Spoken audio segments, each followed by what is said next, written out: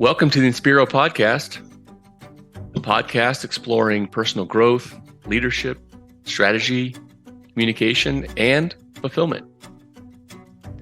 We are your hosts, Jason Luchtefeld and Bill Woodburn. I'm here as a dentist, transitioning into a career to help facilitate individuals and their organizations towards a more fulfilling future. Hi there, I'm Bill Woodburn, and I'm a licensed professional counselor and licensed marriage and family therapist in Austin, Texas. I'm fascinated by the way people come together to solve problems, whether that's couples or families, dental practices, or organizations. We're going to be exploring a lot of topics, and for us to be able to be free to do that, I have to let you know that this is not intended to be dental advice or counseling advice. So how do we take that now to it's that owner's responsibility to be doing all these things? And if they're not working, then they're a failure.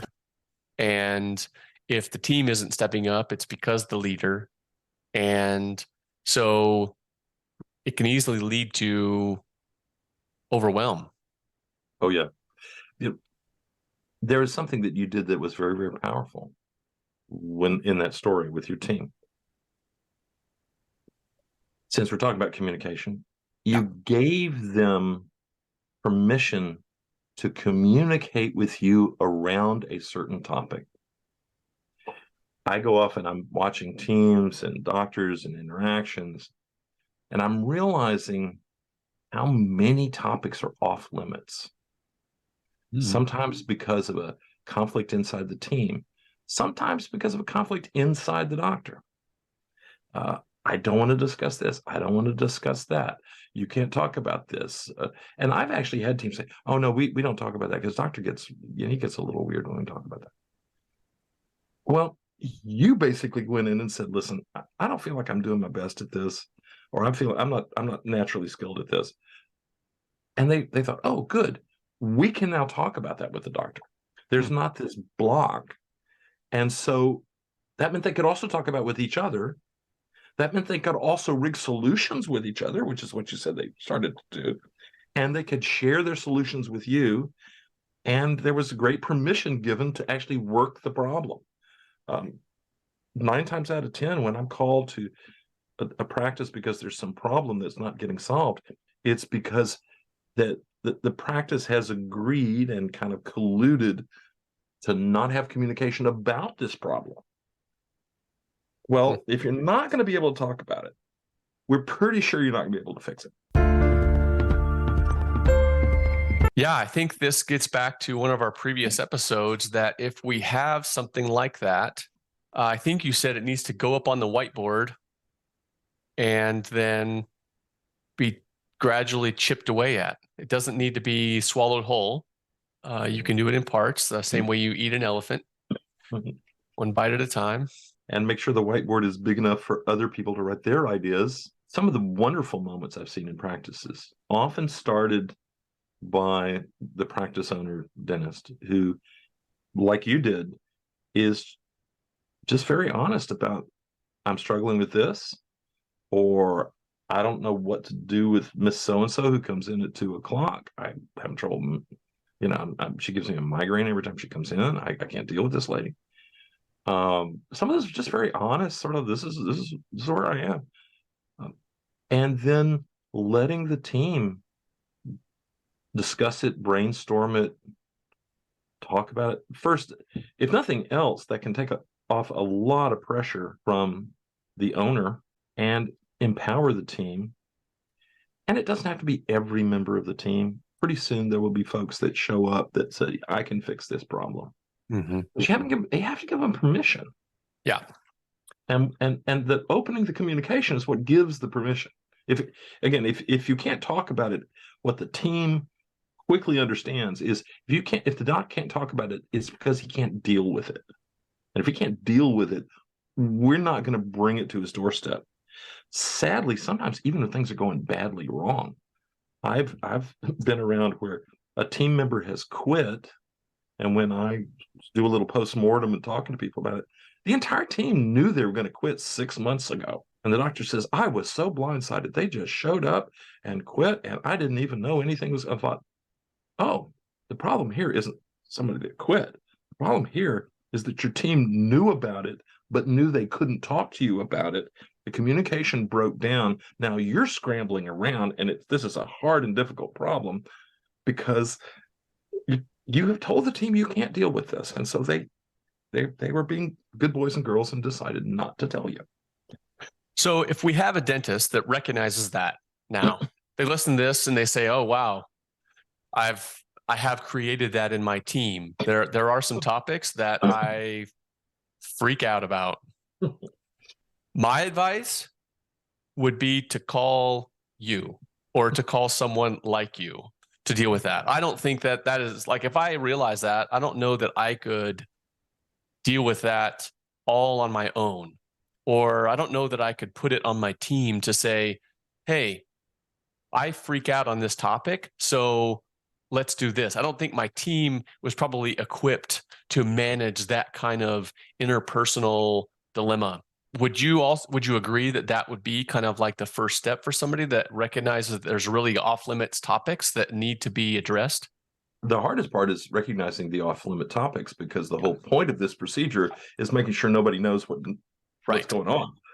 I would suggest to take a good hard look at what's not being talked about, or if there are problems that perpetuate that, what are we not talking about that perpetuates these problems, and then do a simple triage. Okay, is this just a hot button issue for me where I get a chemical dump and I just start to really freak out about it? Okay, great, go to counseling, get that done. The other possibility is, no, this is just an uncomfortable topic that I don't like to talk about, but I'm not going to chemical to. I mean, I'm not freaking out here. I would just rather not talk about it. And matter of fact, a couple of people in my team who are pretty powerful, they don't want to talk about it either. So we've all just agreed not to talk about it. Well, wait a minute. Discomfort? Maybe you should just go in and say, listen, I'm just real uncomfortable talking about this. And they can all go, yeah, we're kind of uncomfortable talking about this. Don't have to fix it. Just like, what if we just admitted we're just uncomfortable about this? And then there's that third topic, which is, I just keep putting this off. I don't really have time for this. It's like, really, come on. I mean, that could just get mentioned at the meeting. Yeah, I think 2 and 3 are really related, though. Oh, they are. We oftentimes procrastinate because we don't want to confront that difficulty. I think. Yeah. And notice that I registered this. I mean, it's part of the metrics here was that sort of chemical dump when we were really triggered or activated. If it's that, you're right. You're not going to be thinking well. But if it's discomfort, if it's awkwardness, 9 times out of 10, when people bring that up with their team, everyone breathes a big sigh of relief. And said, I'm so glad you brought that up. No, we don't know what to do that, but I'm so glad you brought it up. And people leave the meeting feeling better, not worse. So some of this discomfort is like, well, my team can't handle this, or I can't handle this, or we all can't handle this. Like, really? People are a lot tougher than you think they are, and they might actually appreciate it if you also you signaled, I'm just gonna bring this topic up. And we don't have to have a solution today. We're just gonna put this up. We're gonna write this on the whiteboard. Mm-hmm. I mean, one of them, the thing you put on the whiteboard could be, we're uncomfortable talking about money, or we don't like talking to patients about, X, Y, Z, and just write it up there. Like, yeah, this is what we're working on. It may take us a few months. Here it is. This is the target for the month is we have difficulty around or we have difficulty around time, or I can't make a decision about staying in this building or moving to another building. It's on my mind a lot, and I notice I'm not telling anybody about it, but I need to just tell you. I'm kind of stuck in this process. And the team says, yeah, we're worried about it too, because we don't know, are we staying here, are we going there? And It's gonna be, what should we do? It's like, oh yeah, so we're all worried about it. Okay, good. Let's put that on the whiteboard. We're all worried about it. It's surprising how just seeing it around and talking about it first helps people not feel alone, which is the biggest problem. When you have a team and the doctor's feeling alone and people on the team are feeling alone, the problems seem huge. When everybody's recognizing this, talking about this, feeling like we're together on this, it may be a big problem. But not feeling alone helps human beings get through big problems.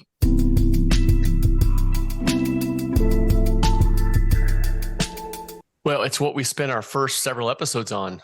It's validating. So let's say that one of the big functions of communication is to transmit data. Okay, that's good. But the other big function, which is often neglected in a dental office, is to validate and create relationship. We've been doing these podcasts and talking to each other, and it's both a sharing of data, and I love the way your mind works, and you spark things in my mind. But it's more than that. We're getting into a rhythm. We are getting closer as people. We're acting more like a team, because along with that data is the relationship building part of the communication. So if there's communication, that's just naturally going to happen. So when we're talking about offices, we promote relationship-based practices. And what I just heard from you is that if we want to create a relationship-based practice, we need to be talking to people and we need to be listening to people. And without that, and that's not just here, Mrs. Jones, your treatment plan is X. It's much more than that. And I've just started reading a book, and it talks about friendship and the idea of trying to put a definition to friendship. It apparently is difficult. I didn't realize that. And so there is a certain amount of time and effort involved in creating that. And ultimately, they reference Aristotle as the first official definition, but it's seeing yourself in somebody else. And it turns out that definition, it has held up as researchers have gotten in and studied people that have friends for a long time and have friends they'd call close and all that. It's that they see themselves in the other person such that there's a closeness there. I was never comfortable calling all my patients friends. We just actually spent a little time talking about that and why I would have my team be doing that instead of me.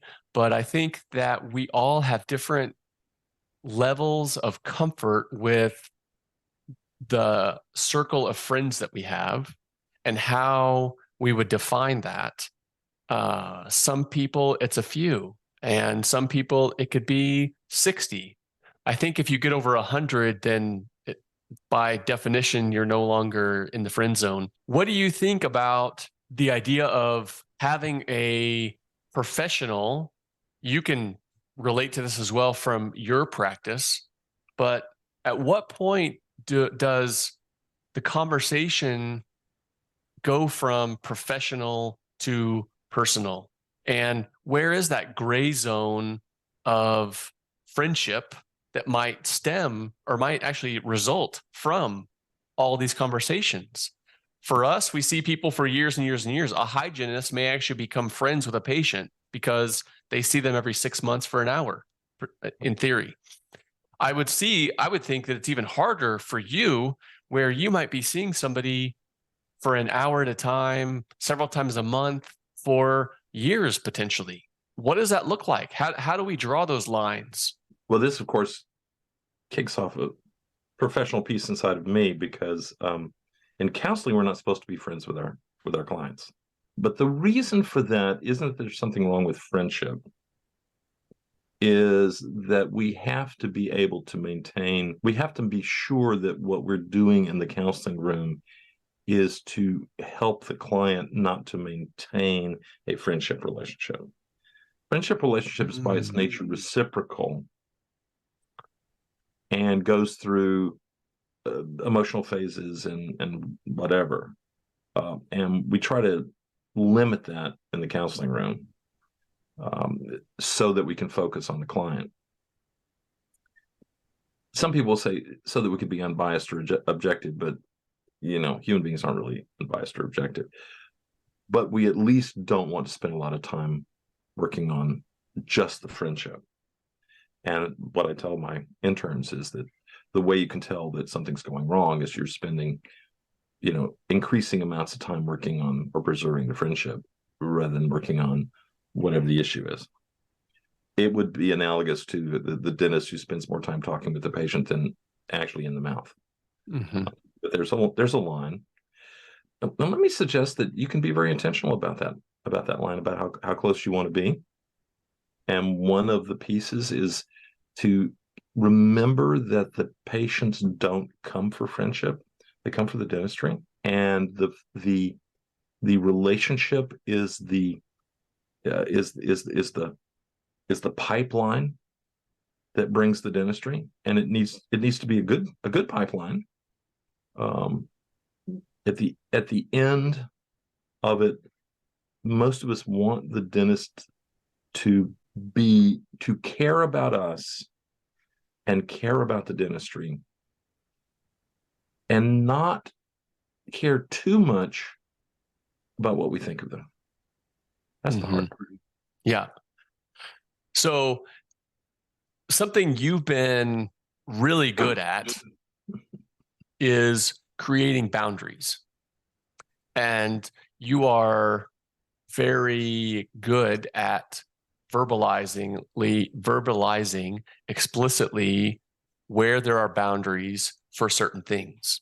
And so I think that takes a certain level of self-awareness and probably reflection, and maybe even a history of having crossed the boundary and saying, okay, I don't want to go there again. And so a boundary is created. So what I'm hearing from you is that if I'm in a practice that, again, I'm going back to the self-awareness piece, but I need to be self-aware enough that I can intentionally create a boundary that I can be attentive to. Yes. And as you say, since you see your patients for years, one that you can sustain. Mm-hmm. And with dentists, I don't know about having your patients as friends. That may be perfectly all right. On the other hand, is it a strain? Is it something that's difficult to manage for years and years? That would be another piece of it. Right. There is an influence there, I think. And again, it gets to the individual. I personally have never had a problem treating family and friends and giving them good news and bad news, doing treatment that has been successful and has failed, and dealing with those conversations as needed. It's harder. There is more chemical dump going on when those things happen in those circumstances, but it's doable. With that said, I know people that won't treat family. They are completely uncomfortable treating family. They don't like to treat friends because it's uncomfortable, and they don't want to have to deal with the potential for a treatment to fail and affect the friendship. That's a good reminder that sounds like in dentistry, they're really not hard and fast rules. No. But being self-aware and being honest with yourself about, I'm more nervous working on my brother-in-law than I am a standard patient that walks in. Mm-hmm. Is that nervousness within an envelope I can contain, or is that starting to affect the decisions I'm making, or just even the way I feel by the end of the day? That's important too. I keep preaching that we both work in a personal performance business. That's what people buy when they come in, and we have to do things to preserve that. And one of them is make an adjustment to how we're feeling, or how we're feeling drained by a certain thing, or worried about a certain thing, it's like we can't afford to just table that. No, we have to fix that if it affects our performance. And it's not just, oh, I'll fix it one day. No, you need to fix it if it's affecting your performance, because we're in the performance business. Congratulations. You've made it through 12 episodes now. If you have feedback for us, please send it to inspiropodcast@gmail.com. Starting with our next episode, we're going to start going in a slightly different direction. Probably still going to be a lot of communication-based dialogue, but we do cover some more topics. So, listen in next week.